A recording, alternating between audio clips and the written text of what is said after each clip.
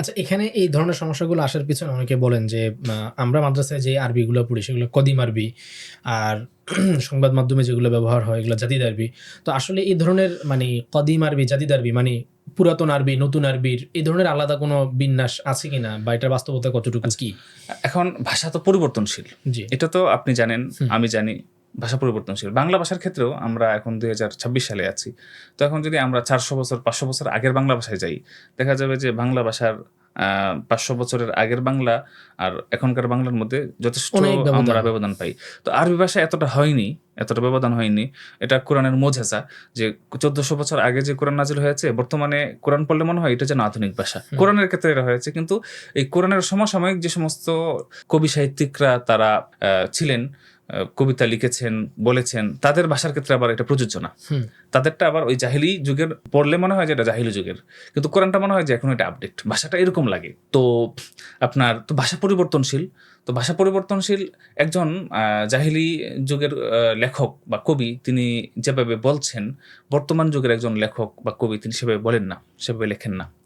তো বা ভাবনার ক্ষেত্রেও যদি বলি যে ১,০০০ বছর আগের একজন মানুষ যেভাবে ভাবতেন, বর্তমান যুগের মানুষ সেভাবে ভাবেন না। তো ভাবনার ক্ষেত্রে চিন্তা, লাইফস্টাইলের ক্ষেত্রে ভাবনার ক্ষেত্রে পরিবর্তন, লাইফস্টাইলের ক্ষেত্রে পরিবর্তন, লেখার ক্ষেত্রে পরিবর্তন, ভাষার নতুন, নতুন বিষয় আসে। মুস্তাজাদ্দাতুল লুগা বলা হয়। তো আপনি দেখা যায় যে একটা শব্দ জানেন, সেই শব্দর ব্যবহারটা আপনি জানেন যে আপনার ১,০০০ বছর আগে এই শব্দটার যেই ব্যবহারটা ছিল সেটা আপনি জানেন।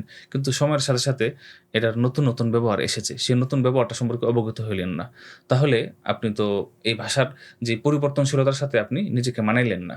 এখন কদিম জাদিদ বলতে আমরা কি বুঝি? কদিম জাদিদ বলার আগে আমি এখানে বলি, দেখেন ভাষার কিন্তু উসুরুল লুগাতিল আরবিয়্যা আছে। যে ইতিহাস যখন পড়ানো হয়, যেমন আল আসরুল জাহিলি, ইসলাম আসার আগ থেকে আগে প্রায় ১৫০ বছরের সময়টাকে আল আসরুল জাহিলি বলা হয়। ওই যুগের যে ভাষাটার একটা ধরন আছে।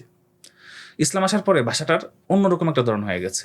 তো আপনি যদি মাসাদির খুঁজেন যে ওই যুগের যে মৌলিক মানে মুতামাদ আলাইহি উৎসগুলো। আমরা উৎসটা কি নিব? দেখবেন যে জাহিলি যুগের কবি যারা আছে।